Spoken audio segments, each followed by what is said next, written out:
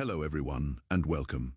We all know the story A Righteous Man, a world drowned in wickedness, and a colossal ship filled with the symphony of the animal kingdom 2 by 2. Noah's Ark. It's a tale etched into the bedrock of our collective memory. A story of judgment and salvation, of endings and new beginnings. We see the wooden behemoth, hear the cries of the animals, and imagine the lonely family adrift on an endless "what if the animals were" a cover story. A magnificent world-saving diversion for a cargo so precious, so powerful, that its survival was more critical than any living species. Today, we pull back the curtain on the deluge. We're not just talking about gopher wood and pitch, we're talking about the secret mission of Noah, a mission that involved saving more than just flesh and blood. He saved a memory. He saved a spark. The scriptures call it wicked, and it was. But wickedness often wears a beautiful mask. This was an age of giants, both in stature and in intellect. An age born from the strange and forbidden union of the sons of God and the daughters of men. The Nephilim walked the earth, and their legacy was not just violence, but a terrifying and brilliant ingenuity. Cities of polished basalt and gleaming bronze scraped the heavens. They had harnessed energies we can only dream of, built marvels that would make our own technology look like children's toys. They had arts that could capture the very essence of a soul, sciences that decoded the building blocks of creation. They had tamed beasts of myth, delved deep into the earth, and mastered the elements. It was a world of unparalleled achievement, a symphony of genius. But it was a symphony played with the architect of this corruption, the maestro of its decay, was a king named Malak. Cain. A direct descendant of the first murderer, he wore his ancestor's name not as a mark of shame, but as a crown of defiance. He ruled from the city of Enoch, a sprawling metropolis that was the heart of this godless empire. Malak. Cain was more than a king.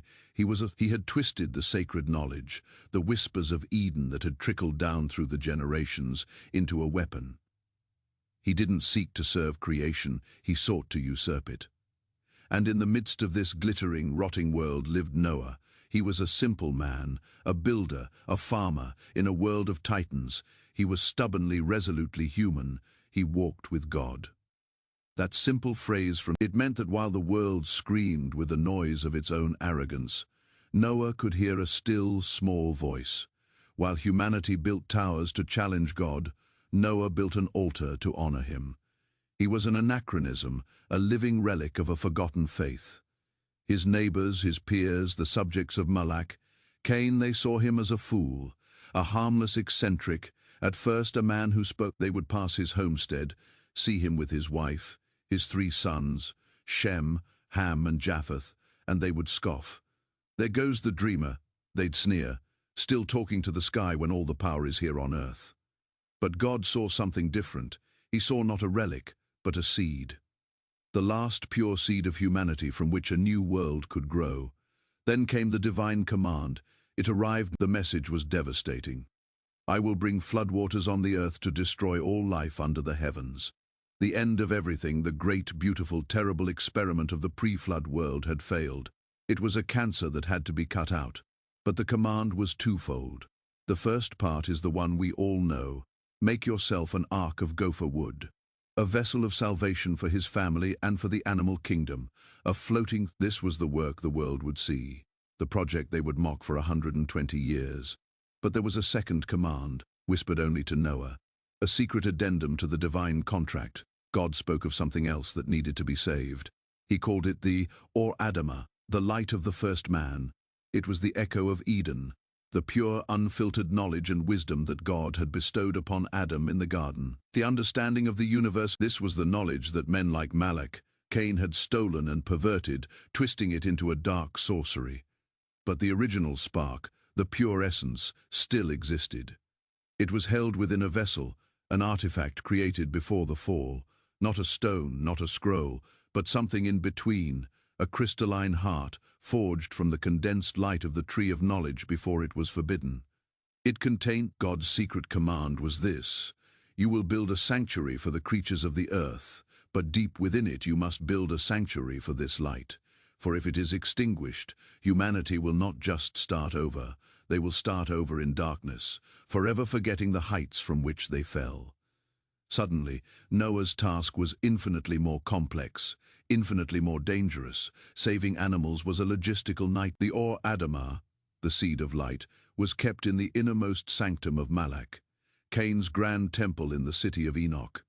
It was the source of his power. He couldn't fully access its pure knowledge, but he could draw upon its raw energy, twisting it to fuel his profane technologies and extend his own life.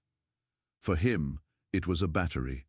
He didn't know what it truly was, but he knew he could not rule. He had to build the ark in plain sight, enduring the scorn of the world, while secretly planning to infiltrate the most heavily guarded fortress on earth and steal its greatest treasure, right from under the nose of a demigod king. The weight of two worlds was now on his shoulders, the world of flesh and blood he had to preserve, and the world of light and memory he had to rescue. The clock was ticking, 120 years. It sounded like a long time. For decades, the sound of saw and hammer filled the air around Noah's home. A structure of impossible size began to take shape, a black timbered mountain rising from the plains. The world watched, and the world laughed. Prophets of doom were not a new thing, but one who built his prophecy with his own hands day after day, year after year, that was a special kind of madness. Malak from his throne in Enoch, received reports of it was a useful distraction for the masses, a cautionary tale against piety. But as the years passed, the ark grew, and Malak, Cain's amusement curdled into suspicion. His own seers and mystics spoke of a coming shift, a disturbance in the cosmic energies. They couldn't see the water, but they could feel the shadow of a closing door. The king began to watch Noah more closely. They reported back on the strange precision of the construction, the impossible geometry of the vessel, the tireless work of the old man and his sons. It was too earnest, too deliberate for a madman's whim. There was a design, a purpose, that unnerved him. Noah's greatest challenge, however, wasn't the king's spies or the mockery of his neighbors. It was the silence in his own home. His son, they felled the trees, shaped the beams, and melted the pitch. They believed in their father, and they believed in his God, but they only knew half the story. They knew about the flood, they knew about the animals. They did not know about the Or Adamah. Noah couldn't tell them. The secret was a crushing weight. He had to build a special chamber, a holy of holies, deep in the ark's belly, at its very center of balance. He carved its walls with patterns and symbols revealed to him in visions, celestial charts and divine equations that would protect and stabilize the light. His sons would find strange wood shavings in the morning or smell the scent of a different, rarer type of wood oil. They would ask questions. Shem, the dutiful firstborn, would ask with concern, "Father, you look tired. You work when the moon is high. What is this central support? It's unlike any shipbuilding I know. It's too dense, too complex, it adds unnecessary weight." But it was Ham, the youngest, the most curious and ambitious, who was the most suspicious. Ham had an eye for the world they were leaving behind. He saw its power, its beauty, its seductive allure. He didn't love its wickedness, but he was fascinated by its strength. He would often look toward. He would whisper to his brothers, "Does it all have to be destroyed? All of it, the libraries, the music, the magnificent towers. Is there no good in it worth saving?" Ham noticed his father's secrecy the most. He saw the locked room. He felt the vibration of a secret he was not privy to. One night, he followed his father. He watched from the shadows as Noah entered the hidden chamber. The door it felt powerful. It felt like the power he had always sensed emanating from the king's city. A seed of resentment began to grow in Ham's heart. Was his father a hypocrite, condemning the power of the old world while secretly trying to preserve a piece of it for himself? This is the kind of deep, hidden conflict that makes these ancient stories so powerful. They're not just about faith versus the world. They're about the struggles within. If you find these hidden layers of biblical stories fascinating and want to explore more secrets buried in the pages of history, then do us a huge favor and hit that subscribe button and give this video a like. It's a simple click for you, but it tells us that you want more of these deep dives, and it really helps the channel continue to bring these stories to light. Now, let's get back to Ham and the growing shadow of suspicion that he wasn't preserving power but a promise. But the command was clear. The secret was his alone to bear until the time was right. So he deflected their questions with parables, with cryptic answers about the ark needing a heart to balance its soul, just as it needed a keel to balance its body. His family's incomplete faith became part of his burden. He was not just building a ship, he was the captain of a fragile... Meanwhile, in Enoch, King Malak, Cain's paranoia grew. He summoned his chief artificer, a man named Tubal, a master of the forbidden sciences. This ark builder, the king hissed, his voice like grinding stone. He is not just a preacher. No man would work for a century on a sermon of wood. He is planning something. His project mocks my city, my power, my god. Tubal, a man whose flesh was interwoven with bronze and crystal mechanisms of his own design, bowed low. My king, his work is an offense to progress. But what can he truly do? He is one man with 3 sons. We are an empire. The king slammed his fist on his obsidian throne. An empire of fools. If we ignore a serpent nesting at our borders, he builds a vessel to survive a flood I do not believe is coming. Therefore, he is not building the ark for a flood. He's building it for something else. It is a getaway vessel. He means to steal something. The king's eyes narrowed, and a cold dread washed over him. He looked towards the great temple, towards the chamber where the Adama pulsed with its stolen energy. He means to steal the heart, the source of our power. The accusation hung in. Who else but a man guided by a rival god would dare to even conceive of such a thing? Malak Cain decided to act. He wouldn't destroy the ark. Not yet. That would be too simple. And if he was wrong, it would make him look foolish. Instead, he would break the builder. He sent agents of sabotage. Strange accidents began to plague the construction site. Vital tools would vanish, unnatural storms would whip up, localized tempests that seemed to target the ark and nothing else. But Noah, guided by divine whispers, anticipated every move. He moved the tools before they could be stolen. He sensed the rot in the wood before it was used. He and his sons would secure the ark with ropes of immense strength just before the winds hit. Each failed attempt only fueled Malak. This was no mere man. This was an enemy champion. Finally, the king decided on a direct confrontation. He rode out from Enoch in a great procession, his guard mounted on monstrous bioengineered creatures, their scales like polished jet. He arrived at Noah's homestead, a vision of dark splendor against the rustic simplicity of the ark. Noah stood before him, armed with nothing but his faith and his wooden... Old man, I have tolerated your madness long enough. This monument to fear casts a shadow on my lands. What is your purpose?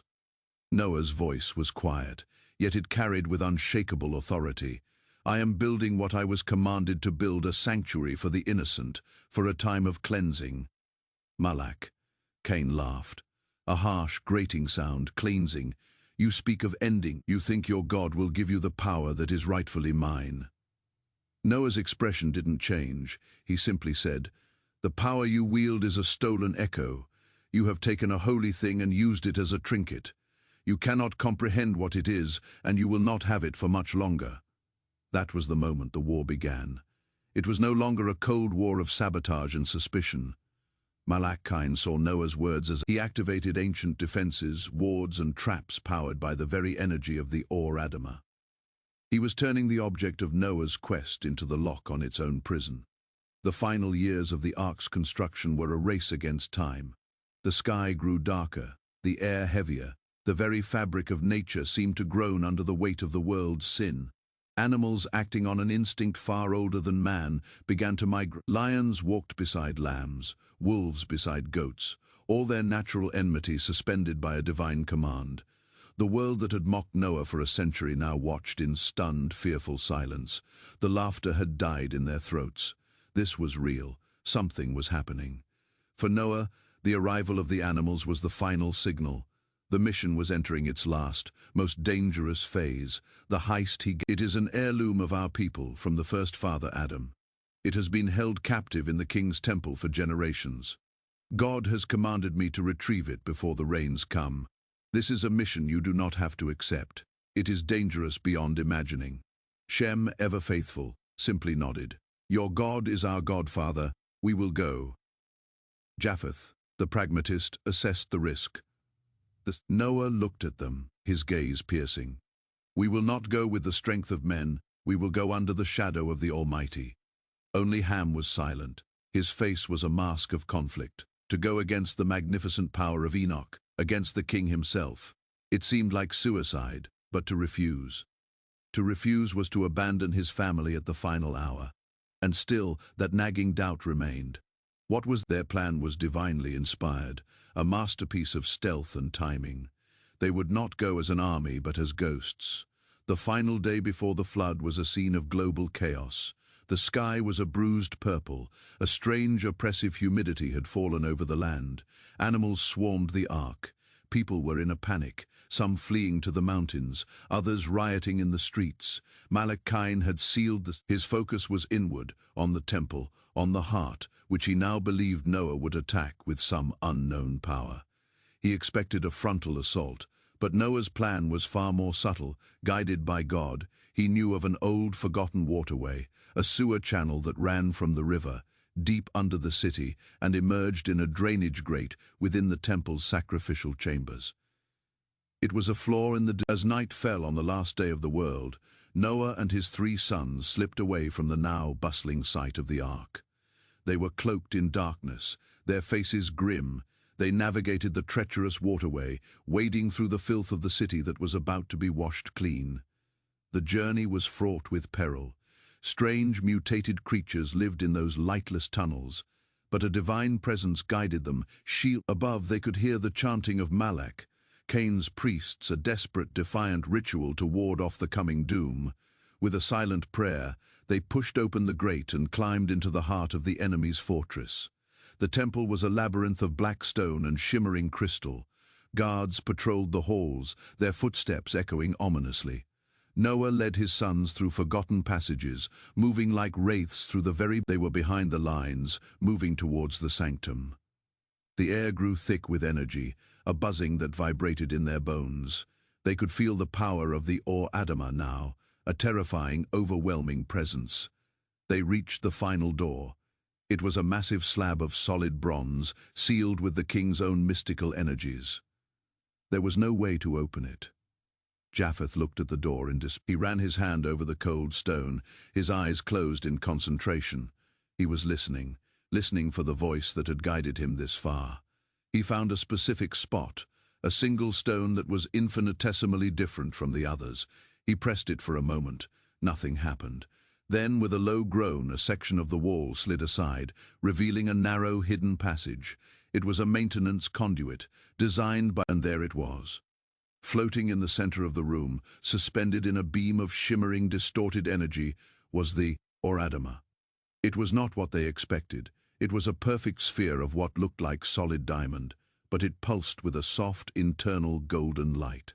It was breathtakingly beautiful, and its silent song of creation filled the room, a stark contrast to the dark energies Malach. He had brought a small, empty chest made from the same gopher wood as the ark. Its interior was lined with ram's skin, inscribed with the same protective symbols he had carved into the ark's secret chamber. He placed the chest on the floor, opened it, and began to pray.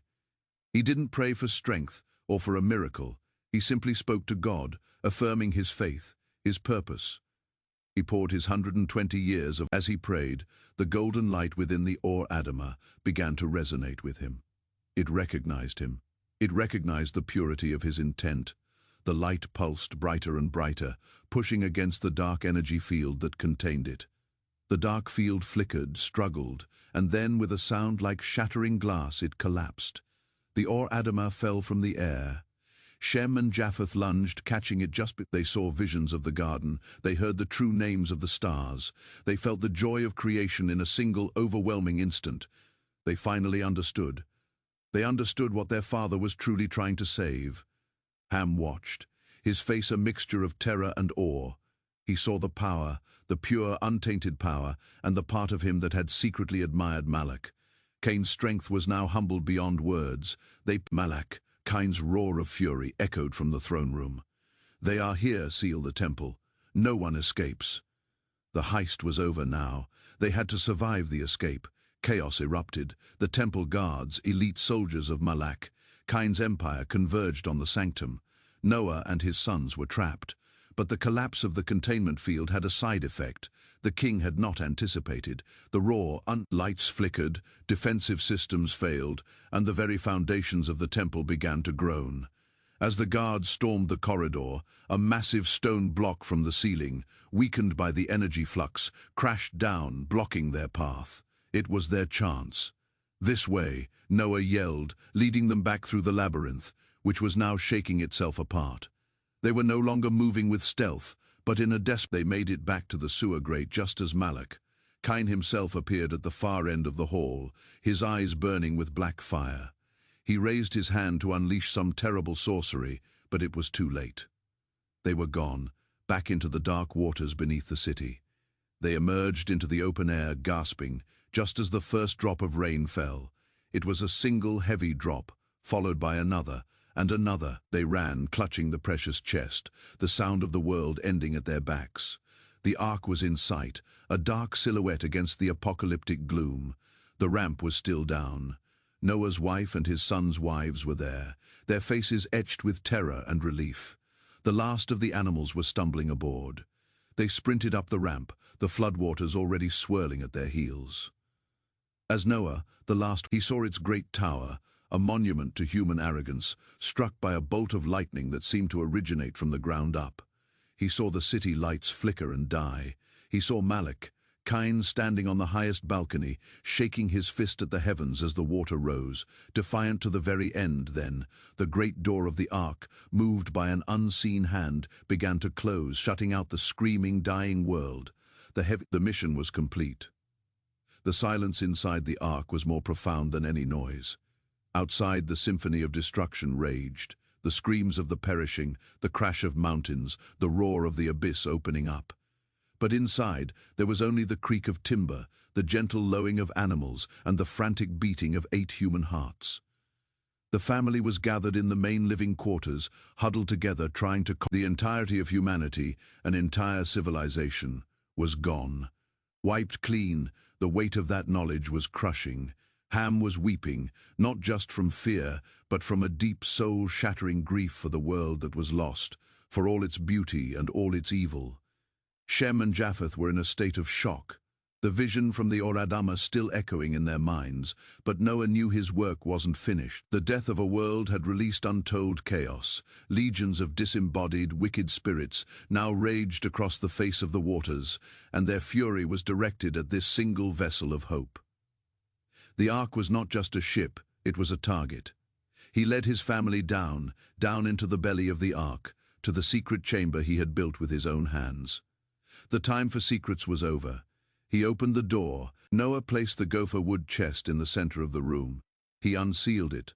The Ora Dama, the seed of light, rose from the chest, floating in the air, filling the chamber with a warm golden radiance. It pulsed in a steady, gentle rhythm, like a cosmic heartbeat. And in its light, they felt no fear. The chaos outside couldn't touch them here. The light was a shield, a beacon of order against the raging chaos of It was an active participant. It began to project images onto the walls of the chamber, not with light and shadow, but directly into their minds. They saw the creation of the universe, the birth of stars, the shaping of the earth. They saw the garden in its full glory, Adam walking with God, naming the animals. They saw the tragedy of the fall, not as a simple story of fruit and a serpent. They saw the long, slow decline of humanity, the twisting of knowledge, the rise of kings like Cain. They saw the glory of the world before the flood, its soaring cities, its incredible art. But they also saw the darkness within it, the cruelty, the slavery, the profane rituals performed in the name of progress. Ham saw the beauty he had admired, but now he saw the price of it, the rot beneath the golden veneer. The seed of light was recalibrating them, teaching them, purging the memory of the corrupted world while preserving the truth of the original one. It showed them the future, not in clear detail, but in archetypes. It showed them new nations rising, the struggle for faith continuing. It showed them a tower in Babel, a patriarch in Ur, a lawgiver on a mountain, a king in Jerusalem. It was showing them the path forward. There, for 40 days and 40 nights, they kept vigil in that room. While the ark was tossed on the waves, its inhabitants found their anchor in the steady, pulsing light of the Or-Adama.